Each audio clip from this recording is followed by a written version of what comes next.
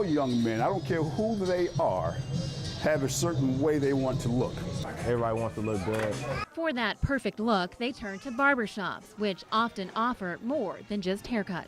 It's just like stuff that goes on in the world, like in today's society, anything that you pretty much want to get off their mind and stuff. Which is why Norfolk barbershops are a key component in the police department's new 5-0 and Fades initiative, which aims to build relationships by having officers stop by and chat with clients.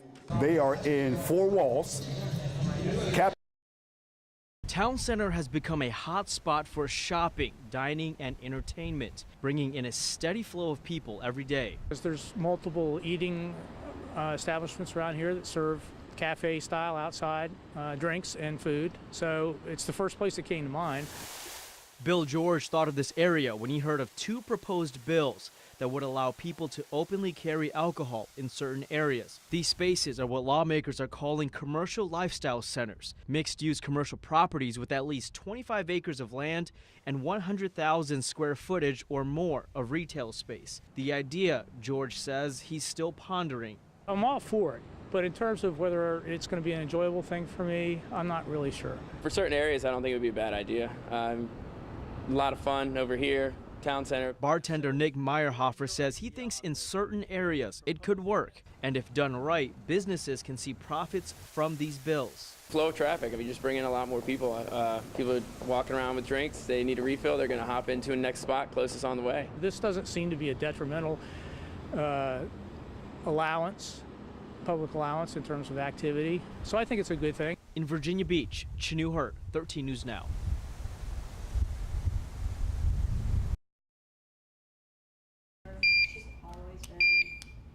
12-year-old Reagan receives fluids twice a week, uses a feeding tube, and has to go to Richmond for doctor's appointments at least 3 times a week. You always want to take away their pain or go through it yourself, and when you can't, and you can't fix it. She hasn't had the chance to be a kid.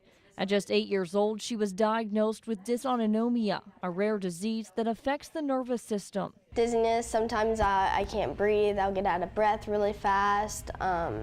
Really tired every day. In September, her condition got worse, forcing her to stay home from school full-time and causing her mom, Michelle, to stop working. So bills are tight right now. Oh, they're beyond tight. So that's where social media comes in. Reagan started a Facebook page called Believe for Reagan. It was an outlet for her to explain to her friends and family what she goes through on a day-to-day basis. Well, little did she know, someone in the community was also following her page. We definitely don't expect stuff to happen, so when it does, we definitely, we love it, and we're super thankful and blessed that people care enough to do this for us. The owner of the Crab Cake House in Poquoson is holding 2 fundraisers for her, donating 10% of dinner sales, and the other is a painting event. The owner agreed to give her $10 for every painter who steps in the door. There are good people out there Yes. that really have a heart and, can help others without having something in return.